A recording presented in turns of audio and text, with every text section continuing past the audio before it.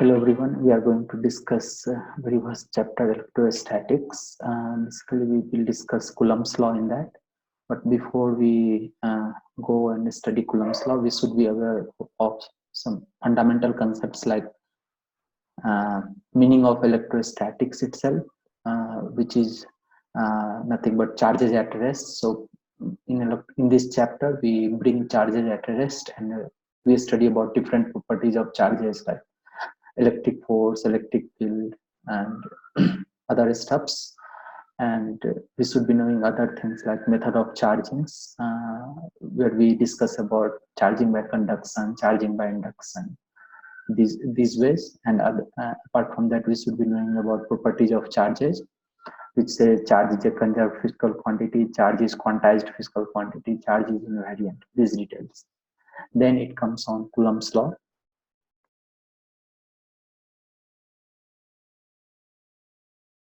So basically, Coulomb's law defines electric force between two or more charges. So according to Coulomb,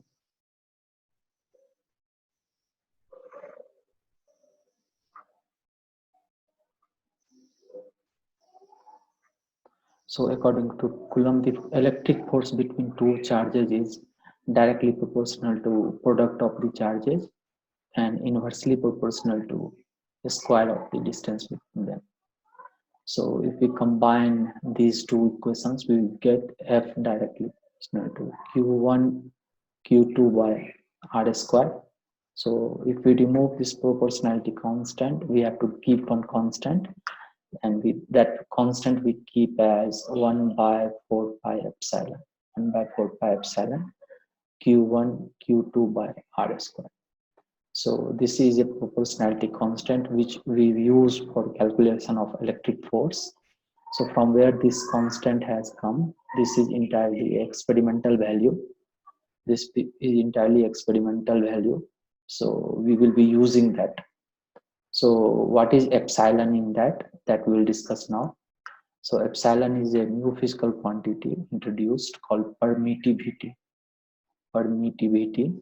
So from where it has come, permittivity, epsilon. Epsilon. So from where it has come, so basically we have seen that it has been found that electric force between two charges depends on the medium, between the charges. So if medium is air, suppose if medium is air, force will be different. If medium is other medium, force will be different. So to keep that into account, we have introduced a new physical quantity, permittivity, which is nothing but property of medium, which affects the electric force between two or more charges. So permittivity of air is written as epsilon naught. So if the two charges are placed in air, right, then the formula will become 1 by 4 pi epsilon naught Q1 Q2 by R square. And for any other medium, we can write 1 by 4 pi epsilon Q1 Q2 by R square, where epsilon is the property of permittivity of that particular medium.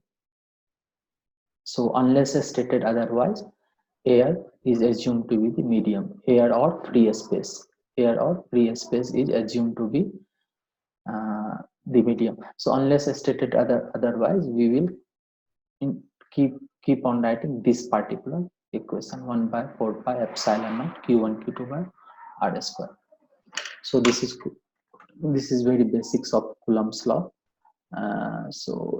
With that, they have introduced another physical quantity called relative permittivity or dielectric constant. So we will see how is that. So we'll see a new physical quantity called relative permittivity, which we are writing as epsilon r. So relative permittivity is defined as, for any medium, it is defined as permittivity of that medium to the permittivity of air or free space. So this is called relative permittivity. So if you have to write relative permittivity of suppose water, so permittivity of water divided by permittivity of free space. So this permittivity is also called absolute permittivity, right? Absolute permittivity. Absolute permittivity. So with this equation, if we see, our equation will become epsilon is equal to epsilon naught epsilon. So we can say force in any other medium, we can write as 1 by 4 pi epsilon naught epsilon r q1 q2 by r square. This is what we write. Any other medium. So for air, so we calculate, if we calculate permittivity for air, right? For air, permittivity of air, so we are writing epsilon r is equal to epsilon naught by epsilon naught. So it will be 1. So for air, relative permittivity dielectric constant is 1. So if for air we'll be writing force in air is equal to 1 by 4 pi epsilon naught q1 q2 by r square. q1 q2 by r square. So what is this? Why we have not written epsilon r here? Because epsilon r value of for f air will be 1. So if I say fa by fm, right? Fa by fm, it is epsilon r. So this is another definition of dielectric constant. Dielectric constant of any medium can also be defined as the ratio of force when the medium is air to the ratio of force when the medium is that particular medium. So this is it. So with this we know how to write the magnitude of electric force using Coulomb's law. And then epsilon naught, right? As I said, unless stated otherwise, the medium has to be considered air, and formula has to be written 1 by 4 pi epsilon naught q1 q2 by r square. This is what we are writing. So epsilon naught is the permittivity or absolute permittivity of air, which has a fixed value 8.86 into 10 to the power minus 12. So its unit will be Coulomb square per Newton per meter square. That will be the unit.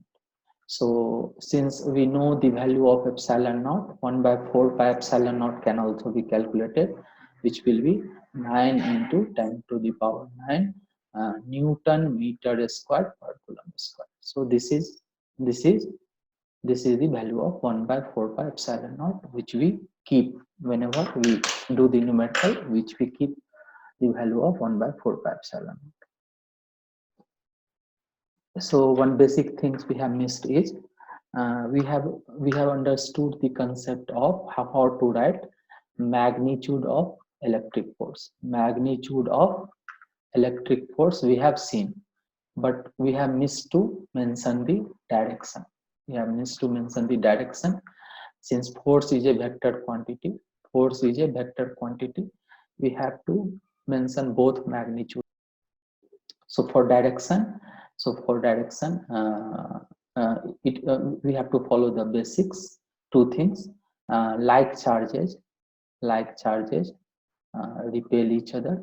Like charges repel each other. And second is unlike charges attract. Unlike charges attract. And third one is electric force is central in nature. Central force. What does it mean? So we have two charge q1 and q2. And we have to find the direction of electric force. So unless stated otherwise, charges are assumed to be positive. So q1 and q2. So q2 will repel q1. So this will be the direction of force. q2 will also repel q1. This direction of electric force. What does it mean? It is central in nature. Direction of force is along the line joining the charges. So F1 is along the line joining two charges Q1 and Q2, and F2 is also along the line joining two charges Q1 and Q2. So this is very much about Coulomb's law.